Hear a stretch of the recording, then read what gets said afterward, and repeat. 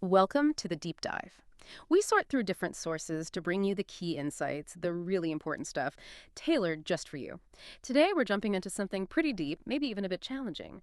We're tackling a core question about belief, really. What if the name Jesus, the one accepted worldwide for centuries, isn't actually the original name of the Messiah? What if that common label is, well, according to our main source today, a kind of mislabeling of divinity itself? Our guide here is Frank Rodriguez's book, Imposing Jesus, the name that wasn't his. It really forensically pulls apart this idea. And it does so from a viewpoint the author calls unapologetically sovereign. The aim isn't just disruption, but exposing what the book sees as a deep distortion. Right. So our mission, if you like, for this deep dive is to track what the book calls this transnational shift, going from the name Yahshua to Jesus. Your Rodriguez argues this wasn't just, language evolving naturally. It was a deliberate spiritual strategy. We'll look at the book's argument that names became sort of tools for domination and identity got twisted under what's termed empire faith. The author is very clear, framing the work as a forensic response to spiritual fraud. Okay, so let's unpack that right away. This central claim, the name Jesus, is a manufactured lie, a colonial imposition.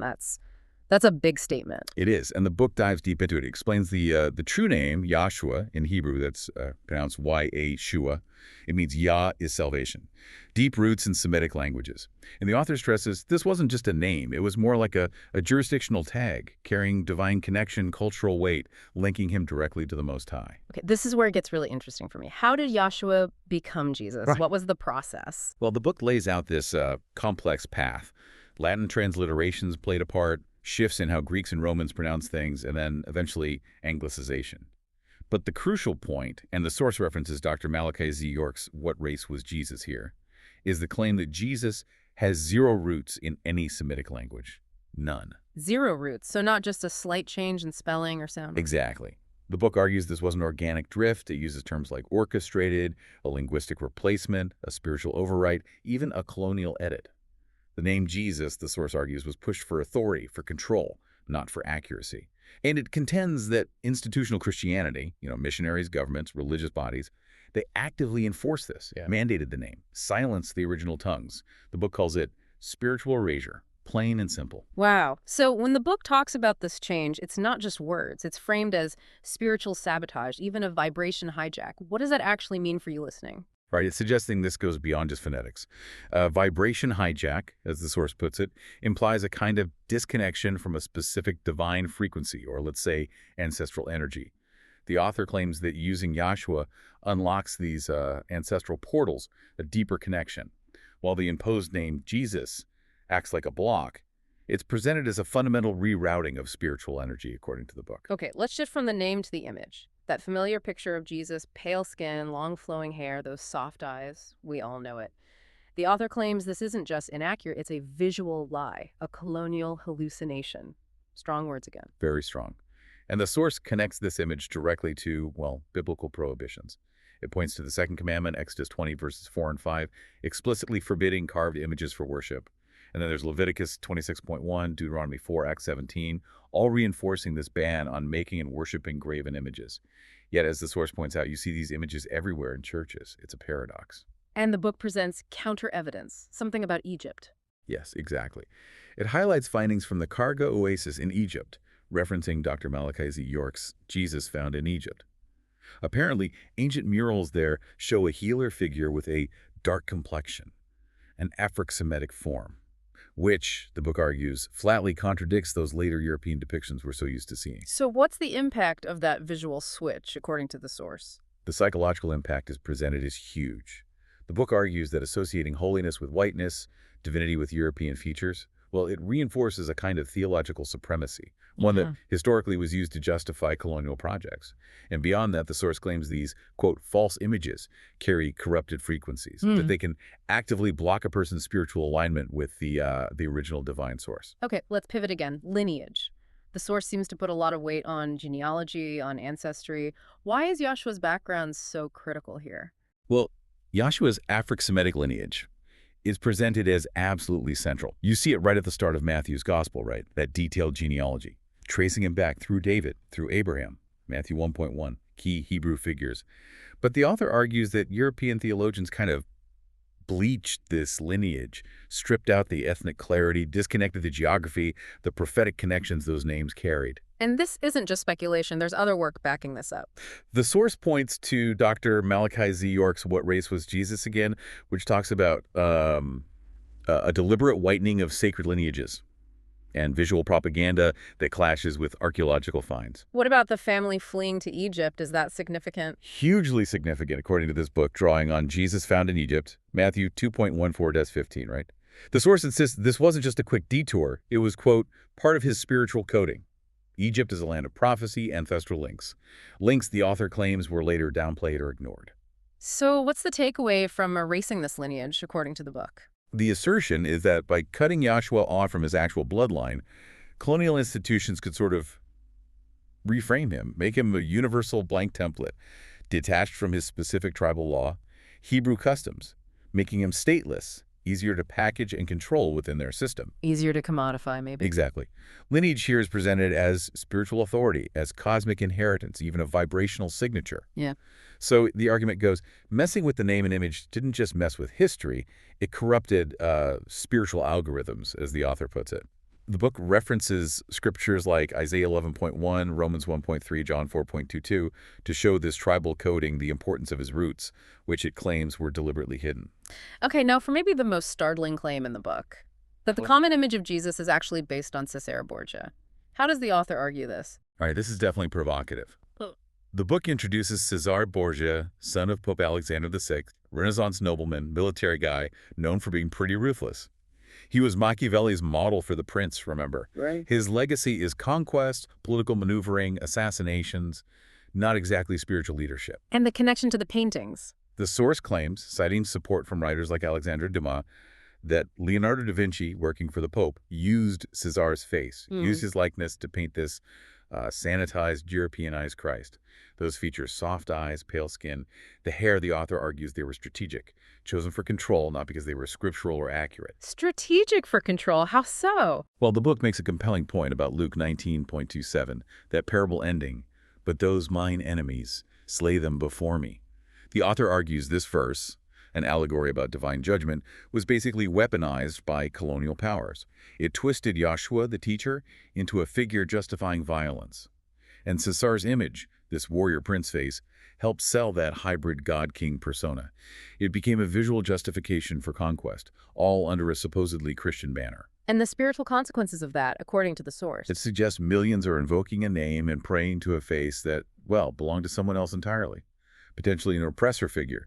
The book calls this spiritual warfare disguised as doctrine, leading to psychological fragmentation because the image doesn't match the true source people are seeking. So how did this substitution get so locked in? The source calls it full-scale theological engineering, not just art forgery. That's right. The Council of Nicaea back in 325 AD, it laid some groundwork. Maybe not the name directly, but doctrines that were later built upon, according to the book. But it's the Council of Trent, mid-1500s, that gets highlighted. That's where Jesus was really codified as uncontested. Trent elevated the Latin Vulgate Bible, enforced uniform liturgy. The name effectively became religious law within that system. And the Jesuits played a role. The book points to the Jesuit order, founded around 1540. They were instrumental in defending Catholic doctrine, expanding the Pope's influence, all using the name Jesus. So this leads to the idea of ritual inversion. Exactly. The author argues that when people sincerely invoke Jesus, they might unknowingly be aligning with the very system that, in the book's view, erased the figure they're trying to reach. It's termed spiritual redirection. What was lost? Yahshua's name, his specific lineage code ancestral law. What was gained? A European image, a Latinized name, Roman religious jurisdiction. In Acts 4.2, none other name under heaven given among men, whereby we must be saved, is read by the author as pointing to one specific original name being crucial. Let's get even more specific then. The book talks about baptismal fraud. How does that work? Okay, so baptism rite, usually seen as this cleansing initiation rite. The author presents it as potentially a mass induction into error because the name Jesus is consistently used. The book cites Acts 2.38, where the command is actually to baptize in the name of Yahshua Messiah, not a substitute. So doing it with Jesus, century after century, is called spiritual identity theft by immersion, basically relabeling someone's spiritual identity at the outset. And how is this enforced? The source details the mechanics churches rewriting the formulas, priests being trained specifically in Latin rites, missionaries imposing that formula worldwide.